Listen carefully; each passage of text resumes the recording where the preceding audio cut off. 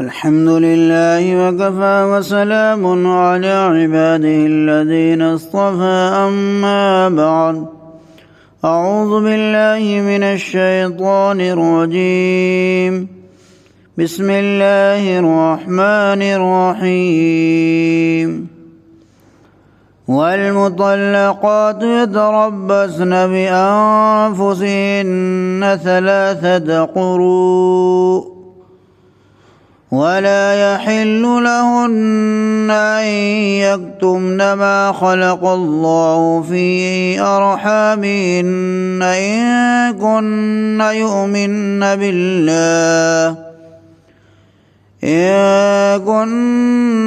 يؤمن بالله واليوم الآخر وبعولتهن حق بردهن في ذلك إن أرادوا إصلاحا ولهن مثل الذي عليهن بالمعروف وللرجال عليهن درجة والله عزيز حكيم۔ اور جن عورتوں کو طلاق دے دی گئی ہے وہ 3 حیض تک دوسرے نکاح سے رکی رہیں،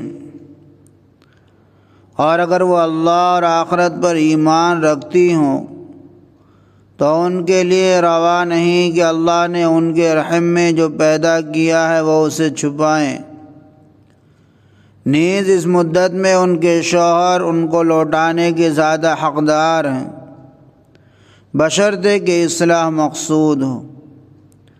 اور جیسے عورتوں پر مردوں کے حقوق ہیں ایسے ہی مردوں پر عورتوں کے حقوق بھی ہیں، ہاں البتہ مردوں کو عورتوں پر ایک گنا فضیلت حاصل ہے، اور اللہ غالب اور حکمت والے ہیں۔ قرآن کریم کی اس آیت کے اندر مطلقہ کی عدت کے متعلق احکام بیان کیے گئے ہیں۔ عرب میں دستور تھا کہ ایام جاہلیت میں عورتوں کو طلاق دے کر سال بھر الگ رہتے، اور اس دوران میں بیچاری عورت نہ تو کہیں اور دوسرا نکاح کر سکتی تھی، نہ شوہر اس کے مصارف کی خبرگیری کرتا تھا۔ اس طرح عورتوں پر بڑا ظلم ہوتا تھا۔ حضرت اسماء بنت یزید انصاریہ رضی اللہ تعالی عنہ کو ان کے شوہر نے طلاق دے دی تھی۔ عدت کے لیے کوئی مدت مقرر نہ تھی۔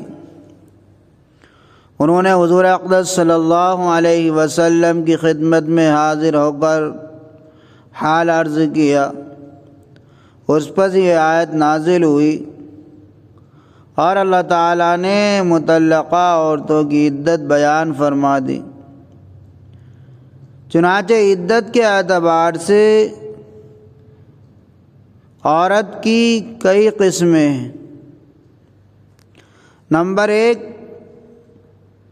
تو وہ صغیرہ ہے جو ابھی تک بالغ نہیں ہوئی اور اسے حیض نہ آتا ہو۔ دوسرے وہ جس کو بڑھاپے کی وجہ سے حیض آنا بند ہو چکا ہے، ان کو اگر طلاق دی جائے تو ان کی عدت 3 ماہ ہے، جس کا بیان سورہ طلاق میں ہے۔ تیسری حاملہ عورت ہے، اسے طلاق مل جائے یا شوہر مر جائے تو اس کی عدت وضع حمل ہے، یعنی جب بچہ پیدا ہو جائے تو اس کی عدت مکمل ہو جائے گی، اس کا ذکر سورہ طلاق میں۔ چوتھی وہ عورت جو حاملہ نہ ہو اور اس کا خاوند فوت ہو جائے، اس کی عدت 4 ماہ اور 10 دن ہے، اس کا بیان سورہ بقرہ میں 2 رکوع بعد سورہ بقرہ میں آیا ہے۔ پانچویں وہ عورت جو نہ حاملہ ہو نہ صغیرہ ہو، یعنی نہ نابالغ ہو اور آزاد ہو، اور جس سے خلوت صحیحہ ہو چکی ہو، اگر اسے طلاق مل جائے تو اس کی عدت 3 حیض ہے۔ اس آیت میں اسی عدت کا ذکر ہے۔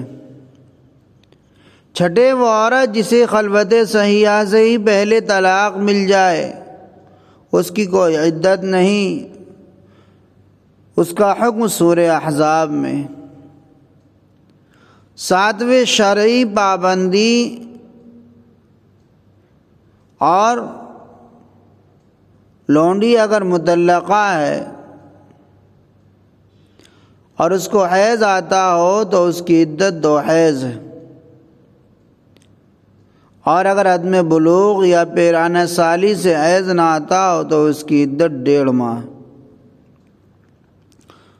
مطلقہ عورت حیض یا حمل کا انکار نہ کرے۔ تو دوسرا حکم دیا ہے کہ مطلقہ عورت کے متعلق یہ دیا ہے کہ اس پر واجب ہے کہ اپنے حائضہ یا حاملہ وغیرہ ہونے کی حالت کو ظاہر کر دے تاکہ اس کے موافق عدت کا حساب ہو۔ محترم سامعین، آگے طلاق رجعی کا بیان ہے اور اس کا حکم ہے۔ یہاں آیت میں طلاق رجعی کو بیان کیا گیا، یعنی شوہر 1 بار یا 2 بار صریح لفظ سے طلاق دے تو عدت ختم ہونے سے پہلے اگر شوہر رجوع کرنا چاہے تو وہ ایسا کر سکتا ہے، اور اس رجعت سے پہلے ہی نکاح قائم رہتا ہے، پہلا ہی نکاح قائم رہتا ہے، اور خاوند کو ایسا کرنے کا حق پہنچتا ہے۔ اگر عورت رضامند نہ ہو تو بھی، لیکن تیسری طلاق کے بعد پھر رجوع نہیں ہو سکتا۔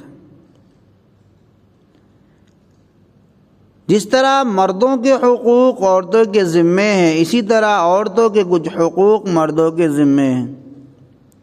جس طرح عورتوں پر مردوں کے حقوق کی ادائیگی واجب ہے، اسی طرح مردوں پر عورتوں کے حقوق کا ادا کرنا فرض ہے۔ تفصیل اس کی اس طرح ہے کہ مرد پر خاص حقوق عورتوں کے یہ ہیں کہ مرد اپنی استطاعت کے موافق عورت کو کھانا، کپڑا، رہنے کا گھر دے، مہر دے، اس کو تنگ نہ کرے۔ اور عورت کے ذمے خاص حقوق شوہر کے یہ ہیں کہ خاوند کی اطاعت اور خدمت کرنا، حکم عدولی اور نافرمانی نہ کرنا۔ جہاں تک نفس حقوق کے واجب ہونے کا تعلق ہے، دونوں میاں بیوی برابر ہیں کہ اس کا حق اس پر واجب ہے اور اس کا حق اس پر واجب ہے۔ البتہ حقوق کی نوعیت اور ان کے چھوٹے بڑے ہونے میں فرق ہے، اور اس معنی کر کے مردوں کا عورتوں کے مقابلے میں کچھ درجہ بڑھا ہوا ہے۔ نبی کریم صلی اللہ علیہ وسلم نے حجۃ الوداع کے اپنے خطبے میں علاوہ اس کے اور بہت سے ارشاد فرمائے کہ لوگوں، عورتوں کے بارے میں اللہ سے ڈرتے رہو، ان کو ناحق رنج نہ دو، تم نے اللہ کی امان سے ان کو اپنے قابو میں کیا ہے، اور اللہ تعالیٰ کے حکم سے ان کی شرمگاہوں کو اپنی حلال کیا ہے۔ تمہارا حق ان پر یہ ہے کہ جس کو تم نہ چاہو اس کو تمہارے گھر میں نہ آنے دیں، سو اگر وہ ایسا کریں تو ان کو مارو، مگر ایسی مار نہ ہو کہ ظاہر ہو۔ اور عورتوں کا تم پر دستور کے موافق کھانا کپڑا دینے کا حق ہے، اور میں تم لوگوں میں وہ چیز چھوڑ جاتا ہوں کہ اس کے بعد تم کبھی گمراہ نہ ہوگے، اگر اس کو مضبوطی سے پکڑے رہو گے اور اس پر عمل کرو گے۔ وہ خدا کی کتاب یعنی قرآن کریم ہے۔